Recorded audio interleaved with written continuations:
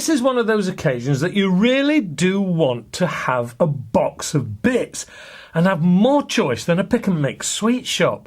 Oh, and it looks familiar too.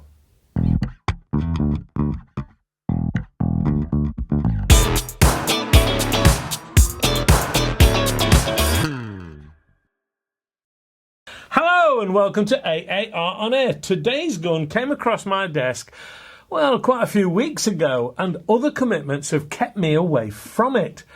Well, today I intend having a go with it. It is the Stinger Ares, and it has more than a hint of CP2 about it.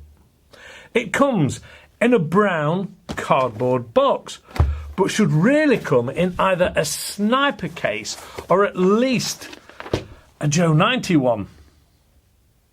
Sorry, wrong image. That's better. I've just given my age away, haven't I? I perhaps shouldn't have said that.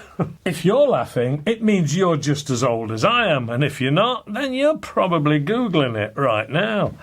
This kit comes with more than a touch of secret agent about it, with its ability to switch from pistol to rifle with stock attachments, barrel options,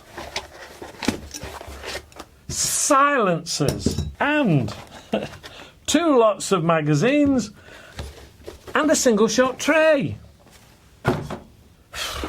Now, before I rush into the wardrobe and get my 007 tuxedo out, let's do the walk around, shall we?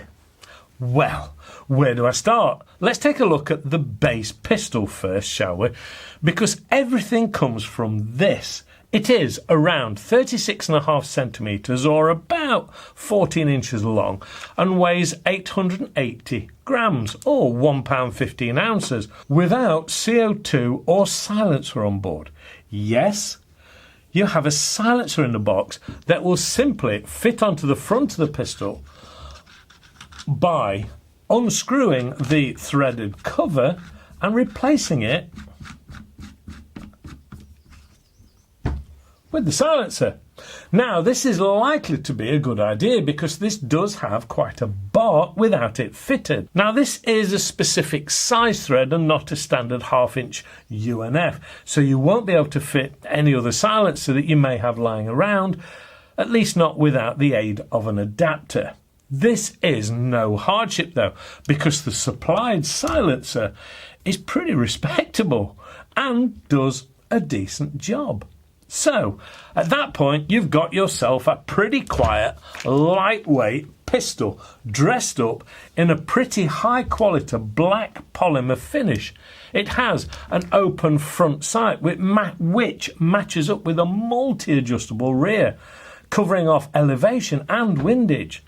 Now, whilst we're looking at the top, it's worth mentioning that there is also a dovetail rail on the top to be able to change this open sight configuration to a sighting of your own preference. It is CO2 powered and bolt action with the bolt on the left hand side, which if you're right handed is pretty much perfect in pistol mode and allows you to keep your finger around the trigger. This bolt action can be used in conjunction with the magnetic single shot tray or by using one of the multi-shot magazines. They fire around 9 shots in this 177 caliber. The 12 grams CO2 to power this is fitted by unscrewing the front, dropping in your CO2 head first, then return the screw cap and tighten by hand initially. Then, if it hasn't pierced the CO2, use the extension bar located in the end to give it that final twist. Again, don't overdo it, just enough to pierce that cartridge. Now, if you come to this pistol and you're unsure if there's a CO2 on board, there is a small cutaway window which you can use to be able to find out if there is a CO2 in there. Pretty useful. The trigger on this is not adjustable, but it's pretty respectable 2-stage item that has a nice first stage and the second stage pull weight of only 2 3/4 pounds, which is well usable. The safety is a push-through item with a red ring to show when in fire. In safe, it completely locks the trigger. On the bottom of the grip is a curious threaded screw. I say curious because we've already established where the CO2 goes. Well, with this unscrewed, it will allow you to remove the bottom of the grip for two reasons. Firstly, to keep a spare 12 grams CO2 in. The bottom can also be replaced then with the attachable stock. So with the attachable stock extension in place, it turns this into a more balanced pistol. Or when you change the threaded barrel over to the supplied 45 centimetre rifle length threaded barrel supplied in the box,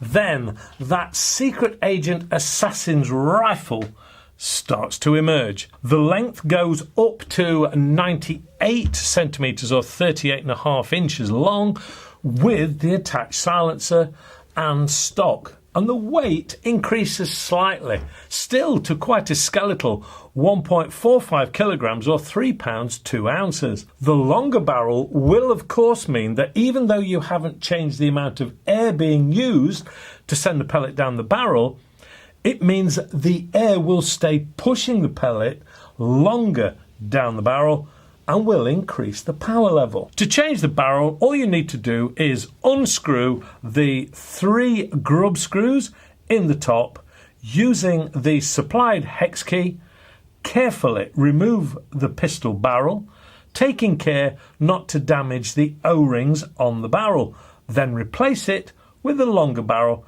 and return and tighten the grub screws carefully, making sure you're not trapping anything and that the barrel is all the way back into the block. Don't over tighten. The next question has to be, what are the power levels on these two different setups?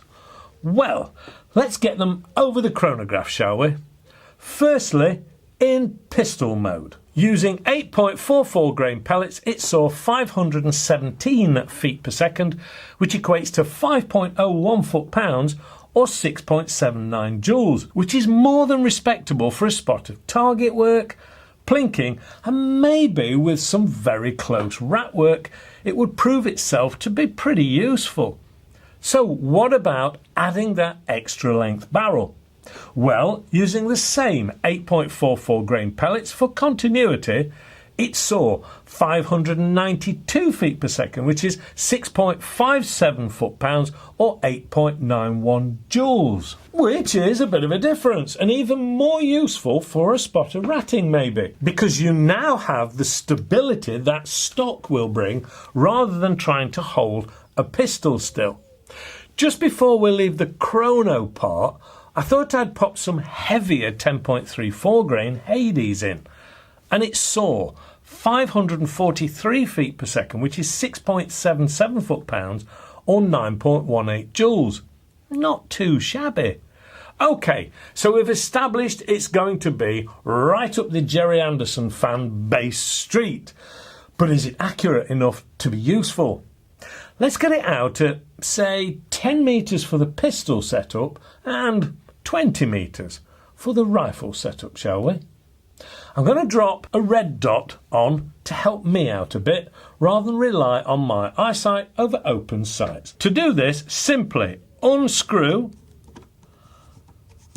the height adjuster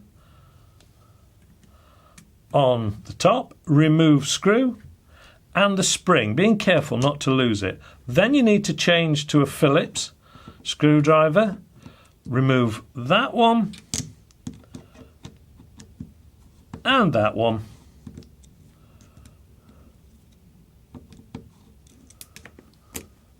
Be careful that you don't lose the bits, pop them in a bag, and then you're ready to drop on your alternative sighting aid.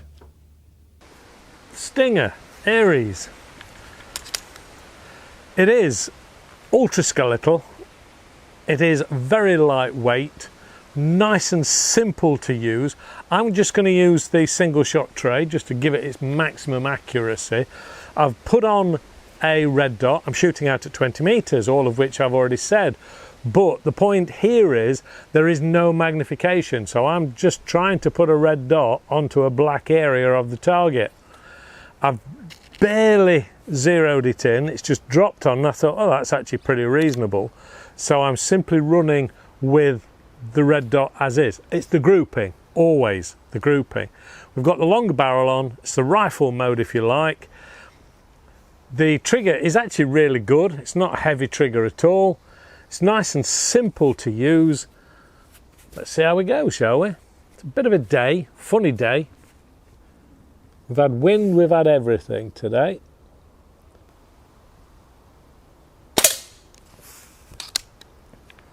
One.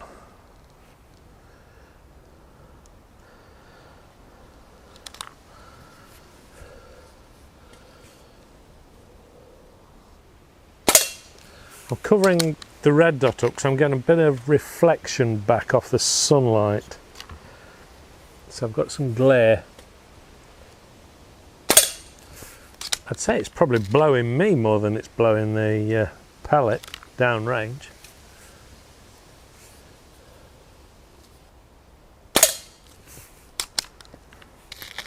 Using the trusty little 40 quid tripod. So useful this is.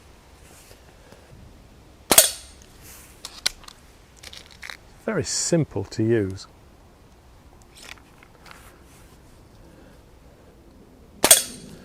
Barrels are rifled, so you'd expect a reasonable result. Now from what I can see, that looks pretty tight. Let's go and have a close look, shall we? Absolutely nothing wrong with that at all. Mostly touching. Yes, it's over to one side, like I said, it's not really zeroed, but it's grouped. They're impressive.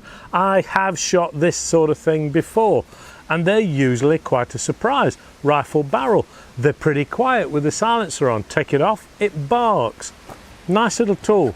Let's try it now in pistol mode. Pistol then. Straight swap of the barrel, not changed anything else. One thing to bear in mind when you do change the barrel, apart from the little O-rings on there, be very careful you don't damage those. A bit of silicone oil will probably help each time you change them over, but there is a recess in the end of the barrel for the grub screws to actually line up. So just make sure you've got it something like, and then let the grub screw slowly and carefully line it up and make it secure. Right, okay. Same pellets. Closer up.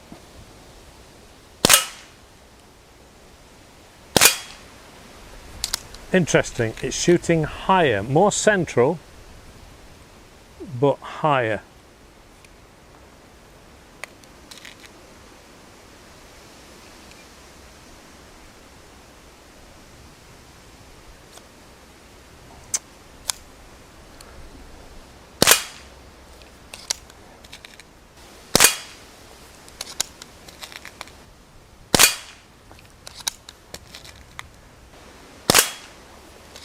It's actually quite enjoyable. In fact, it's really enjoyable.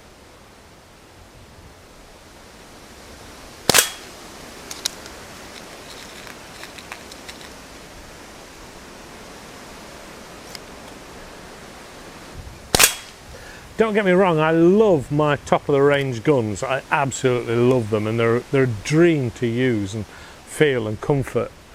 But when you pick something like this up, which is really quite budget at 140 odd quid, with all the trimmings and all the gear, sometimes it's just nice to have a play with things like this.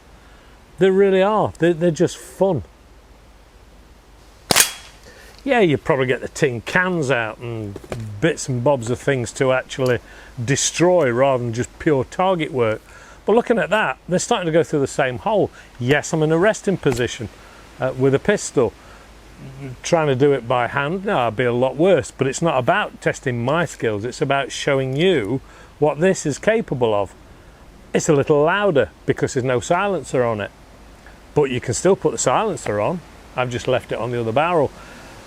I really do think these are very, very good value for money. They're good fun, they're a bit of an all-rounder, and if you had some close rat work or something like that, it would do the job. Don't try and take pigeons out at 40, 50 metres, you'll never do it. They'll just bounce off them and you'll probably do more harm than good. But as far as some close-up rodent work, yeah, it's more than capable. Put the stock on it, and even in pistol mode, you've got some stability to be able to get that better shot. Although that's pretty accurate, resting. Yeah. Not a bad little red dot on top. It's inconspicuous. It's a good piece of kit. Very much so, enjoyed it. Back to the studio. Well, not at all shabby really, and that higher power level does help keep the trajectory that little bit flatter and increase the accuracy. Is it fun? Yes, and in more ways than one. You have a box with enough bits to turn this gun into a bit of a transformer without the wheels or the yellow paintwork. Hopefully I've redeemed myself a little there with the Joe 90 comment earlier. The price? Well, you're getting two guns effectively for around £145 UK, which is a bit of a bargain and less than the price of a half-decent replica pistol. I would say you can safely use this in the back garden without disturbing the neighbours if you pop that silencer on. It will easily satisfy your accuracy needs and plinking urge, and will also help with that furry rodent pest problem if it was needed. You can always add a scope if you prefer, but remember, you will need a rifle scope when in rifle mode, and you'll need a pistol scope when you're in pistol mode. Hence, I put a red dot on. It's pretty easy. It's a nice bit of kit and useful. That's it. Hopefully you've enjoyed this week's review. If you have, you know the procedure. Thumbs up, subscribe, share and click the alarm bell. Chat away to your heart's content in this little lot. Genuine merchandise is available on the AAR website and nowhere else. And a big thank you to Vector Air for getting hold of this for me to review for you. As always, the biggest thanks goes out to you guys for watching and supporting the channel. Please stay safe and shoot safe, and I'll see you next Friday. Bye for now.